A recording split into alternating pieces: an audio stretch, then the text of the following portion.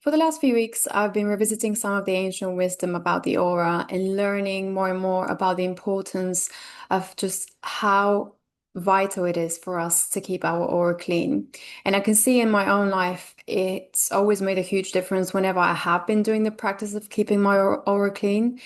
And you can definitely see straight away if you try to clean your aura for at least a week, you'll be able to notice straight away the effects physically, emotionally, mentally, spiritually. And one thing that really, really shocked me is just realizing how many people there are out there who, one, don't even realize that we have an aura and that we have an energetic self.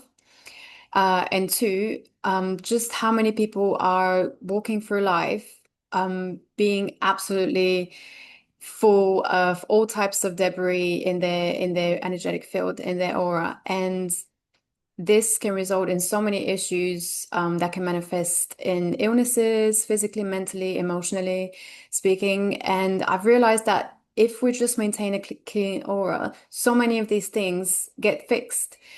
And I think that's the key to having a balanced and harmonic life.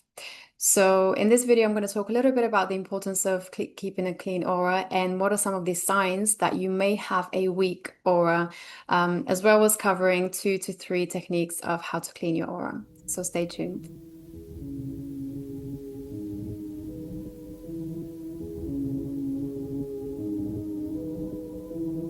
So let's talk about the aura. What is the aura? First, many of you who are tuned into this video might already know about the aura, but maybe let's go back to the basic. The aura is described as being a multidimensional layer of our being, which expresses itself or projects itself physically into the person that we see in front of the mirror every day. Whilst the mentality of the Western world has for the last hundreds of years been that there's only one world and that's the material world, the reality is that we actually live in a physical and spiritual reality. So everything that exists physically first exists on an energetic, spiritual level.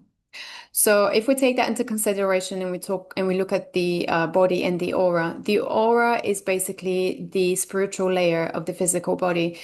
In fact, first we exist on the spiritual energetic level, and then the physical body is manifested out of that spiritual blueprint, we can say.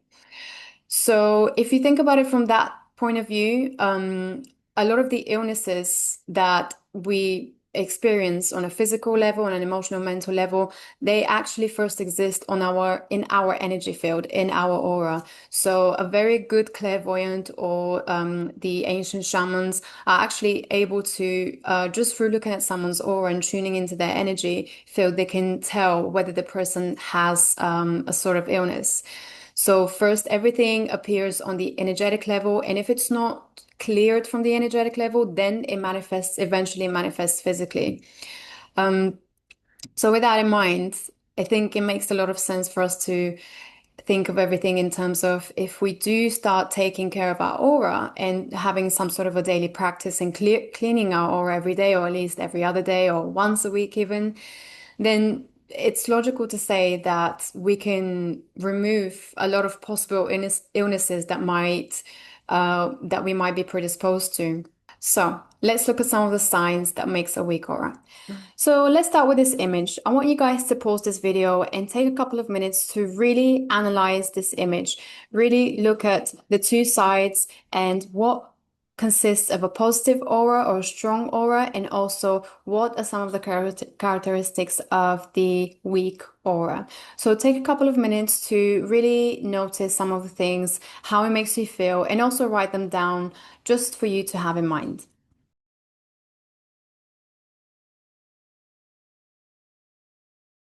So, what are the signs of a weak aura? As we're going through the list, I want you to take a mental note of all the things that you feel you have in your own life right now. And I want you to later on write them all down and just take a pause to really think about how many of these signs you actually feel like you have right now. So let's look at the weak aura signs. So we have things like constant fatigue, feeling very tired, as the Chinese say, weak qi. We also have emotional instability, increased anxiety or stress, frequent illnesses, difficulty concentrating, feeling a lack of motivation, having a heightened sensitivity and feeling extremely sensitive to everything around you, difficulty connecting with others, also having unexplained physical symptoms, but the doctors tell you that there's nothing wrong with you. And most of all, feeling very, very drained after social interactions. So while that's normal in most cases, and it's normal for people to feel kind of tired after being out all day and being with people, the point at which becomes abnormal is when you're feeling extremely tired and extremely drained after every social interaction that you have. If you have that, then the chances are then there's probably something, a weakness in your aura that needs to be looked at. Right, so let's get to the most important part, which is the techniques on how to clear your aura. So the first technique, and one of my favorites, and which I have to say, I think I'm the one who named it this name, is called the Octopus Technique. So the reasoning behind the Octopus Technique is that if we kind of see ourselves as an energetic being, we interact, as I was saying earlier, we interact with everything in our environment. And because of the electromagnetic aspect of our aura, we're able to give and receive energies with everything that we interact with, whether it's people, places, objects. So we sort of magnetize places that we go to. And you can kind of think of it as we leave a little bit of an energetic footprint when we go somewhere. So you can put the intention that you are wanting to retrieve your energy, any energy that you've left behind, so that your energy comes back to you. So you can do that with the intention, or you can say out loud, I call back my energy. That's a really, really powerful mantra that you can use on a day-to-day practice. So if you just close your eyes and you can just imagine that you're calling your energy back, and you can say it out loud, and you can just imagine these energy octopus hands kind of coming back to you. And of course, you're only wanting to claim back what is yours. So you're not taking anything else that is not yours. You're basically just calling all of your energy back so that in case you've maybe left parts of your energy somewhere else, it can come back to your aura and come where you can come back into harmony. So I hope that you can try that. If you want, you can pause the video and actually try this for yourself and just close your eyes and imagine the energetic hands of the octopus coming back to you and coming back into your auric field and forming a very nice egg-shaped aura. The second very powerful technique that I would recommend is, of course, using crystals.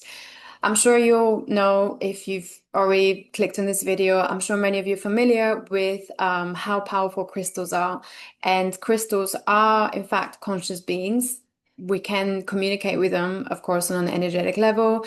But there's certain type of crystals, such as the selenite, which are incredibly powerful. And in fact, the selenite, I think of the selenite as the mother of all clearing crystals, because it is so powerful. You don't even have to be sensitive to energies in order for you to actually feel how the effects that it's having on you.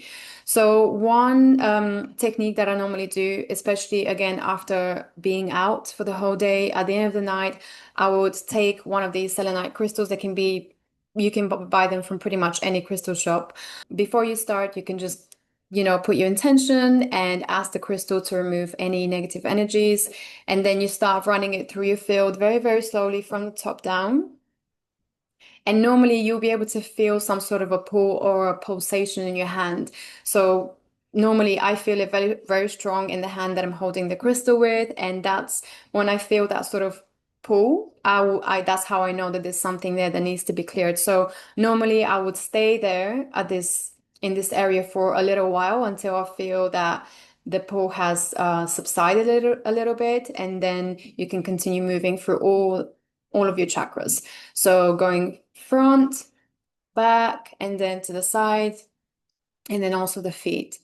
So yes, selenite, very, very powerful crystal. I would definitely recommend using it. There's also crystals like kyanite, onyx. Normally it's the dark crystals that tend to be very good for clearing negative energy. and also the selenite. And of course, you have smoky quartz, clear quartz. Yeah, there's you can just Google the main crystals that are very, very good for pulling negative energy. But I always use this one, and it never fails me. Also, I do want to mention one of the ways in which you can tell that the negative energy is leaving your body is by basically you're releasing energy. So normally my way is always yawning. I start yawning a lot when I'm releasing energy. So you can yawn. Sneeze is also a big one. Burping. So you probably don't want to be around people when you're doing that if you're burping. Sweating, you can also begin sweating. So it's any type of a release from the body that basically yeah, creates this kind of movement of releasing the negative energy. And you can feel it very strongly. You don't even have to be sensitive to these things. And crystals, I think, are probably one of the easiest ones to use in terms of if you've never done this before, crystals are one of the best ways to start. So I'll definitely recommend that. That's the second technique. Third technique, sound. Sound is without a doubt one of the most powerful ways of clearing not just your energy, but the energy within your home. And also now there's so many scientific experiments and studies showing that sound can be used for actually helping cancer treatments. So I'm sure many of you have probably seen some of these videos that have been going viral of how people are now doctors are using sound to treat cancers and to clear away tumors. So sound is an incredibly, incredibly powerful tool for all types of clearing and detoxing. And this is definitely my go-to for clearing not just my aura, but also my home. So a lot of shamanic practices teach that you can clear your home with sound, with using some of these or using crystal bowls. There are tons and tons of videos online where you can play for 10 hours crystal bowls and gongs and all types of different ancient sounds that are very, very healing. I also recently discovered that Gregorian chants are incredibly powerful for clearing your aura. And I will actually be making a video specifically on that and see exactly what that does to your auric field.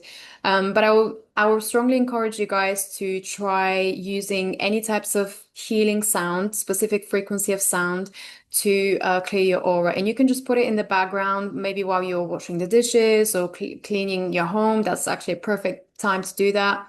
But when you have those types of specific frequencies of sound that are shown to be very, very healing for the body, it really does affect your overall well-being. And you can also see it instantly kind of uplift the mood in your own home. And also, one gadget that you can use in terms of using sound to heal yourself is an app called PEMF Sound Healing App. I've recently started using it. I actually interviewed the owner of the app a couple of months ago. And the app itself is incredible. It has hundreds and hundreds and hundreds of frequency sounds that are very specifically designed to do specific things. So you can get specific sound frequencies that can heal your headaches if you have a headache. Specific sounds for removing negative energy, sounds to heal your liver or to heal your bladder or to help you with your anti-aging. It's an insane amount of different types of sounds and frequencies that you can use. And I've been trying it for myself. I've been testing them for the last 2, 3 months, and I can definitely say that they are incredibly powerful. One other type of sound that I love to play in my home is just bird songs, just birds chirping away. And I actually I follow a channel on YouTube that recently came out called Humming Nature, which posts a lot of these sounds, authentic sounds from the forest of, I think it's Georgia. And they post incredible sounds of just bird songs and nature sounds. And I feel that it's so, so healing for your soul, especially if you're feeling very low on energy and very, very, you're struggling with a lot of anxiety. I would definitely recommend listening to nature sounds, just natural sounds. So guys, I hope that you got plenty of value from this video, and I really hope that you get to try some of these techniques for yourself. If you do, please comment below to let me know if they did work for you. I personally have been trying these myself, as well as many others that I teach in my How to Clear Your Aura to Feel Like Yourself Again course that I just recently launched. So if you're interested in diving a little bit deeper into this and learning more about the aura and how you can protect your aura and clear it on a day-to-day basis, definitely check it out. I'm actually giving a massive discount of 75% to the first 30 people who sign up. So if you're interested, make sure you grab your spot. There's plenty of wealth of knowledge in there, and it's something that everyone can take away with them for the rest of their life. It could drastically improve your life. And yeah, I really hope to see you there. It's a self-guided course, so there's no deadline. You can finish it at your own pace. In fact, I strongly encourage everyone to spend at least 3 to 4 days per technique to make sure that you master every technique and that you're able to use it very easily. So yeah, I hope to see you there, and until next time, bye.